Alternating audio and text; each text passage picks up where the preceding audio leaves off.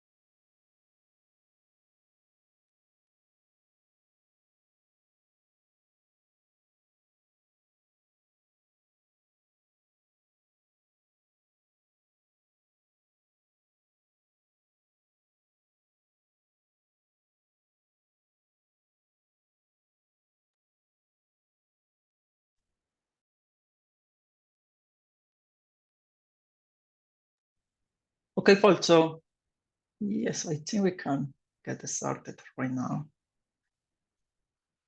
Let me share the agenda document. Should be this one. So are you able to see my screen? Yes, Okay, it was good. fine. So yeah, so maybe Alban, you can start. You have the first topic there. Yes, so that was just to give an update. I'm trying to make our gadgets visible on artifacthub.io. So that's a pull request in progress. And if you click on the first link, you will see a bit how it looks like. This is not the artifacthub.io for production, but that's a staging for testing. Here you see a search for DNS, and on the left you see kind equal Inspektor Gadgets, and you see one result there. And if you click on it, you see how it could look like. So the idea would be to enable that for all the official gadgets, but also for anyone who wants to write image-based gadgets, that they can publish it easily there, and then provide a way to search for different gadgets. And the way to do that is in your repository, you write a artifact hub package YAML file, and you sign up on Artifact Hub, and you can say to scrap our GitHub repository, and it will automatically update your package.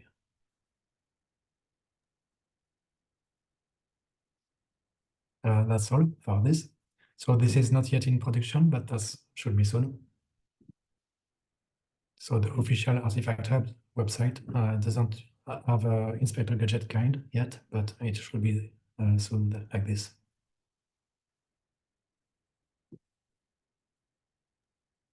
One question: is it something we can add in the gadget template? This YAML, artifact YAML? Yes, I'm trying to update the build. When you do IG image build, you can auto update the metadata file, gadget.yaml, but I want to have an option to update the artifact hub YAML file so that it becomes very easy for gadget authors to keep it updated and publish their gadgets. That would be great. Yeah. And at the same time, it's a kind of single source of truth for what is the description of the gadget, the title, and so on. So we don't have to manually copy different places. Yep.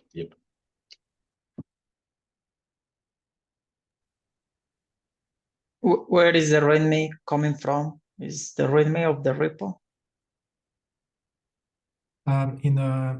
If you go to the pull request, Yes. In the file change, you see the artifact tab YAML file. There is a README line 24. It doesn't work yet. That's something I have to debug. Okay. Or maybe it worked, I'm not sure. But you can either paste the README there, or you can redirect to a file. If you have a README file in the same directory, you can redirect to that instead of copying it. If you don't, then you can just fill it directly there. Okay. No?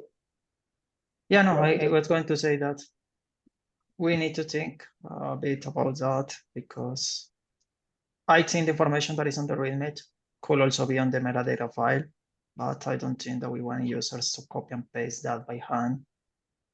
So yeah, we need to define how to do that. So maybe there is like a single README on the repo, and then both the metadata file and this artifact have points to that README. So we don't have, the user doesn't have to duplicate that. Because I fear if there is a file duplicated, sooner or later, one of them will be out of sync. So there are going to be two files with different contents. And yeah, that would be very confusing for me. Yes. But if you Yeah. take the example of the description, line 8, description is the same as in gadget.yml.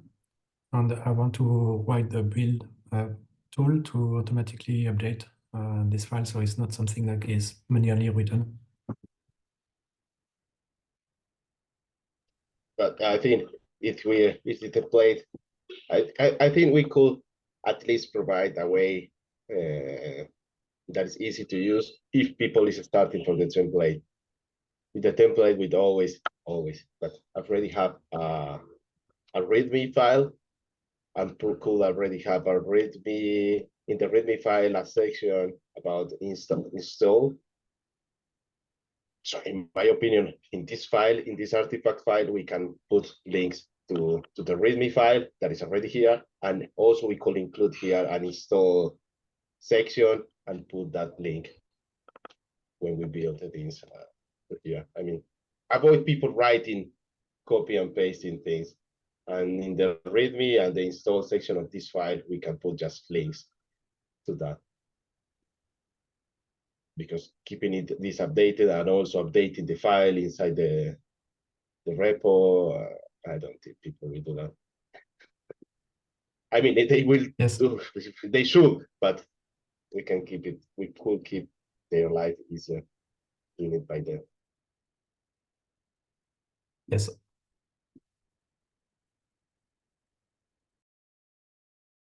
Okay, folks, any more comments on that?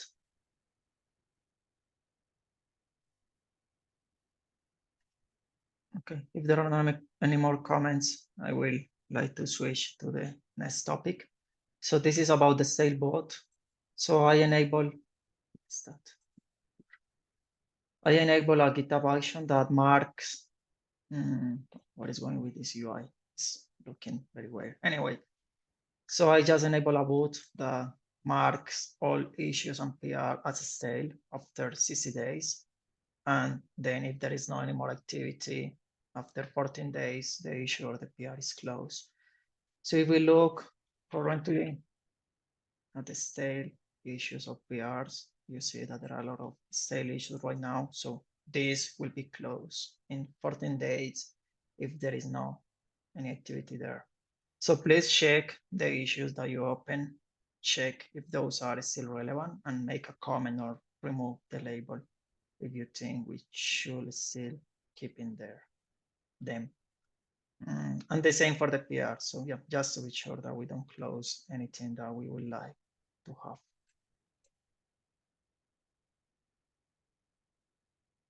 So yes, as you can see, there are a lot of things that are marked as stale. So we will need to go through all of them to understand if we really need them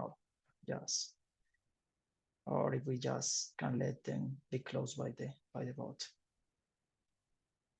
Any questions, comments on that?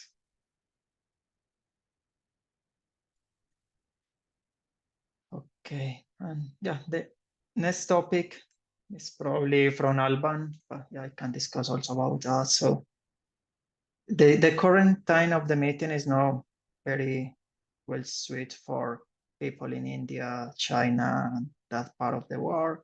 So maybe it will be good if we can start alternating this meeting so those folks can join them this as well. So yeah, we were already talking about that on Slack. So I think the solution will be to keep this meeting this time and alternate with a meeting that is going to work for those time zones. In the future, we could consider also switching this meeting to something that is more suitable for folks in the West Coast of the US. But yeah, this is something that we can discuss later on.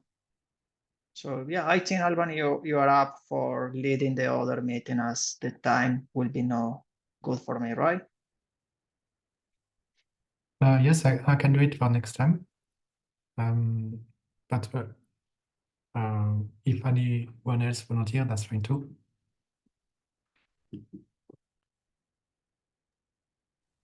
Okay. Yes. I was wondering if Pranav, you want to say something in this meeting or introduce yourself? Yeah, okay. So hi, I'm Pranav. I am currently working on the gadget testing framework.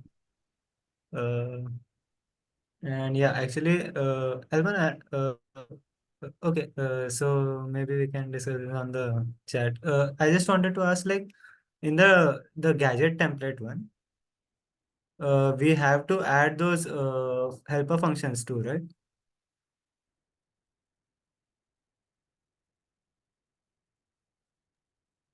Yeah.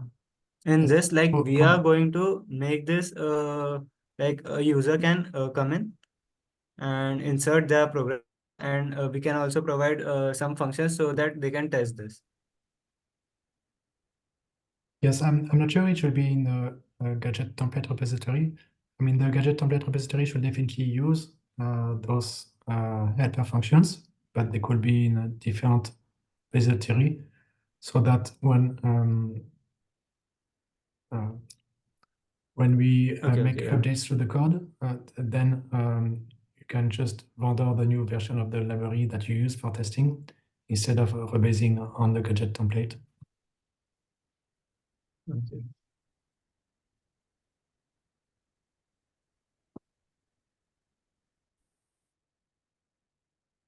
Yeah, I agree with Alban. Those should be like modules, packages that we expose on a different repo, and then the gadget template should be importing them. Otherwise, if we duplicate that logic, this is going to be a mess for users to keep that updated. But yeah, I think for the testing that you're doing right now, this is fine to keep them in the same repo until this is working. And once you have this working, we can think about how to move that to a different repo. Okay.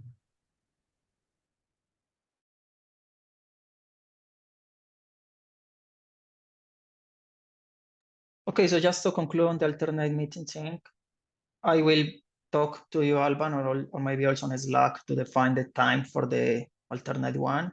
And then I will be updating the calendar and GitHub repository, yeah, all places where we have information for this. And yeah, I will be also sharing the instructions to you about how to run this meeting. And we can take the opportunity also to store this information on GitHub or the wiki, something that is accessible for all the folks. Okay, Jose? Yeah, there is this issue that we created a long time ago. Mauro, can you open it, please?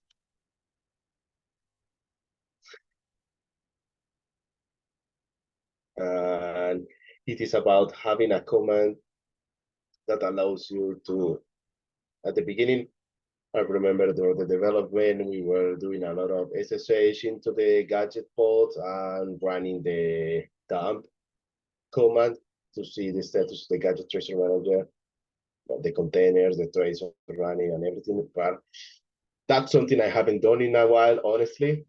I don't know if it is because I'm using much more IG, mostly IG for testing gadgets than kubectl, that the Inspector Gadget Kubernetes version? Or is it that that part is much more stable and I haven't seen the need of doing that. But in any case, this status command we were considering that it could be also a good command that people could run when they need to report an issue. So I have seen in Slack that many times people report an issue, say that, okay, I have this issue with this specific gadget. And the first question we make is to ask the information about the environment they are running. So this command could be the one reporting everything about the environment they are running, the kernel, if it has PTF, has the kernel headers, the RANSI hook they are using, the operating system, maybe the logs, I don't know. But the idea is to create that command that people can run, copy and paste, and put it into the Slack, into the issue description, Slack, or the issue they are creating, and put everything there. I don't know if it is useful because I don't know, but what do you think about command like this? Do you think it is still useful, or it is overlapping with get nodes, command kubectl get nodes? I think it's still a bit useful. For the implementation, I guess we will use the new gRPC methods, gRPC API, instead of the kubectl exec. Yeah, sure. Yes, I agree. Having a common way for people to report the status of the cluster. I mean, having a common way to get information of Inspector Gadget when reporting an issue is good.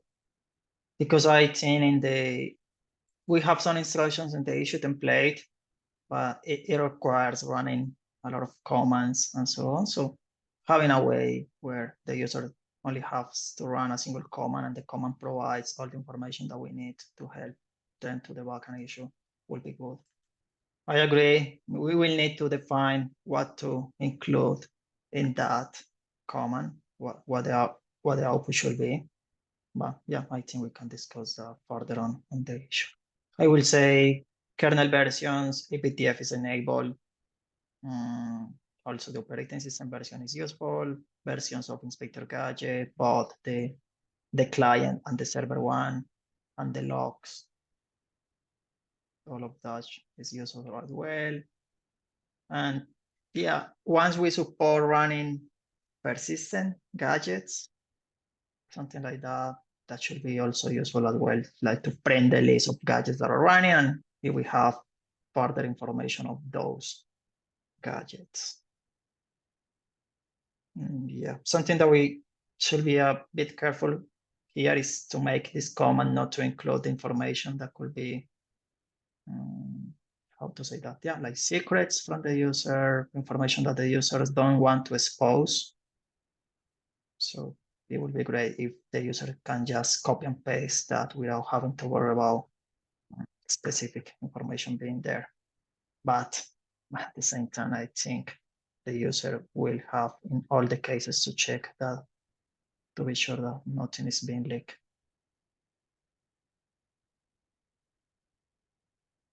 Yeah, I think they can check it themselves. Yeah, also because it depends on each user what they consider to be sensitive information or not. Maybe for some people, the name of the nodes is something that is sensitive. Maybe for other folks, it really doesn't matter. So yeah, I agree.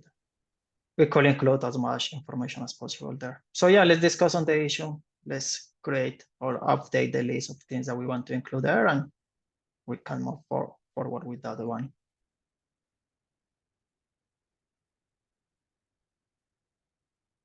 Okay, any more comments, questions on that?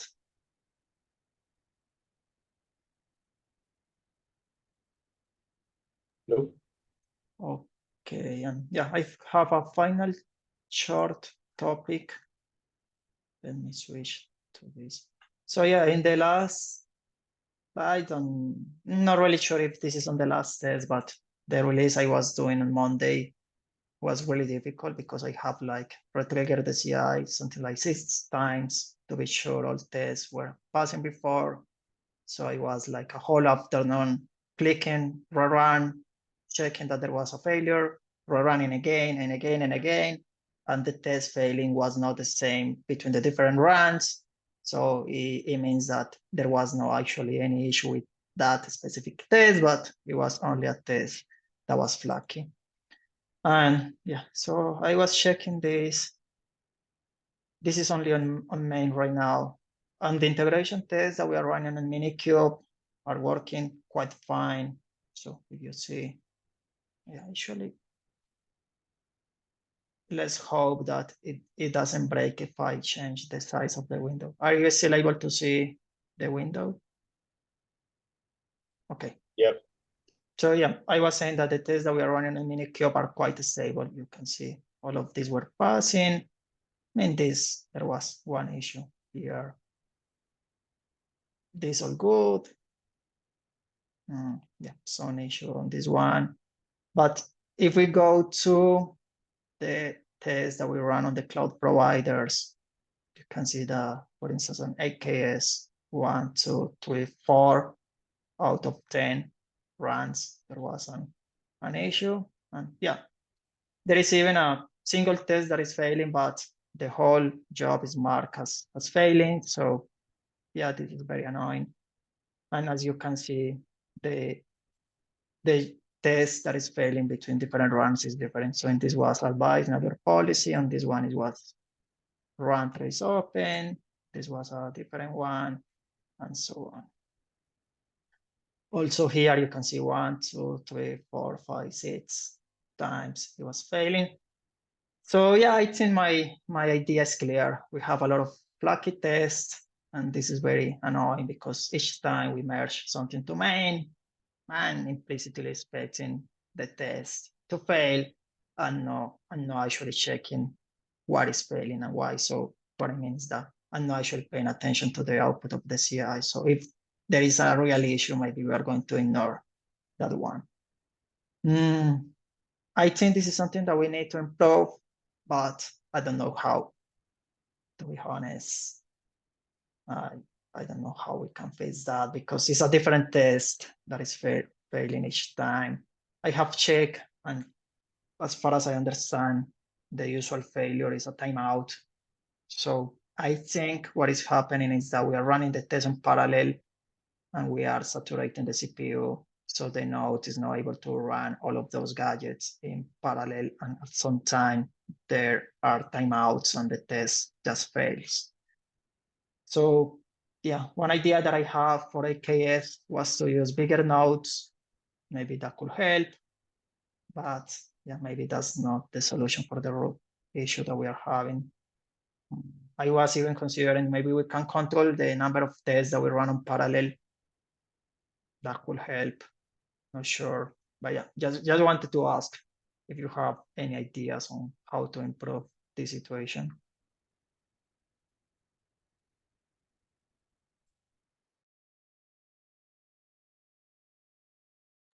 Yeah, I have analyzed some of the test fields.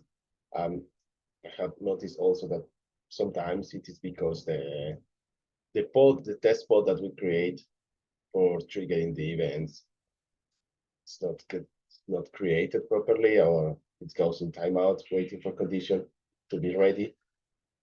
So it is for sure nothing to do with the gadget. It's more like the system is a little bit saturated, a little bit, I don't know. So solutions you are proposing are a solution there. Yeah, the alternatives we are proposing doesn't look bad for me. I mean, we can try to be sure that we can. I don't know if it's how Go verify how many parallel tests it can run, because we just put everything parallel. Probably that's a limit. We can limit that, or it's already limiting to using the number of cores. I don't know. But yeah, I think we can try Of course, it's difficult to try because you will need to stay there and rerun. I don't see any other thing if it is not strictly related to gadgets. So,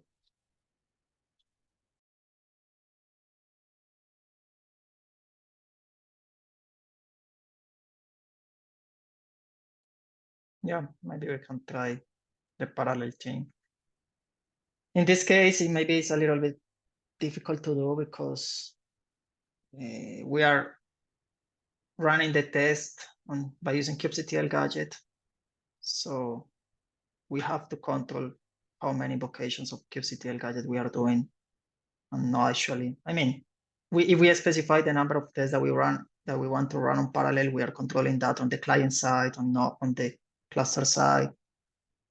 So yeah, we need to understand what is the relation between both of them. What I mean is that if you have a really powerful client with a lot of cores, then this is going to try to run a lot of tests on parallel on the server.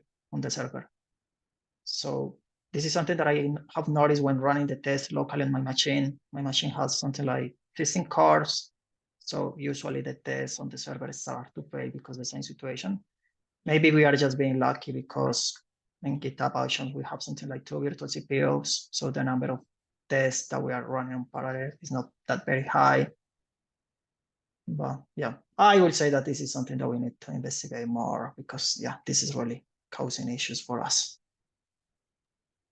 yeah, you're right. We need to limit the number of times we call kubectl gadget the client. It will implicitly limit the number of times in the server. Yep. Okay, folks, any more comments or better ideas on that? Yeah, I just had a thought on also like the one other thing in the AKS. I noticed that it has some kind of, when you do talk to the API server, it's a bit flaky at times. So I think that is also something I wanted to test, if like when we talk using kubectl to the API server of the cloud providers, in case of Minikube, it's running locally API server, so it's all stable. But when it's remote, like the API server is far away, then we have kind of issues. This is one topic I wanted to investigate, but didn't try it. How did you notice this error talking with the API server? It is in the kubectl report. Yeah, something sometime like the kubectl command, it was timing out in some cases. In some of the error logs I saw, maybe I look into the logs and then come back, but that's how I notice at least. Nice. Yeah, these are the kind of things that we need to investigate to understand what is going on.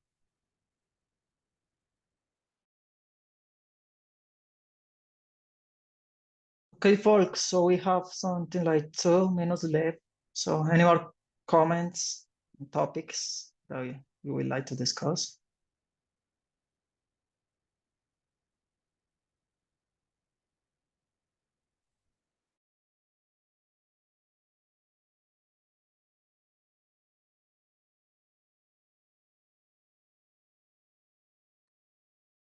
Okay, folks, so yeah, I don't see more comments, topics. So yeah, I think we can call it. Thank you so much for joining and see you in 2 weeks. Yeah, actually I will not there because the time doesn't work for me, but yeah, Alban will be leading the meeting in 2 weeks. See you, folks. Bye-bye. Thank you. Thanks. Thank you. Bye.